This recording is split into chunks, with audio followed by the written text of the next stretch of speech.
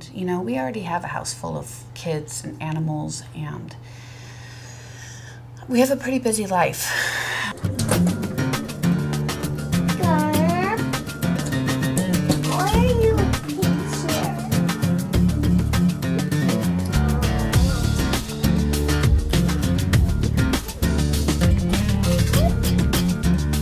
I like to say that he's kind of like Alzheimer's, whereas they pick a moment in time, and that's as far as they go.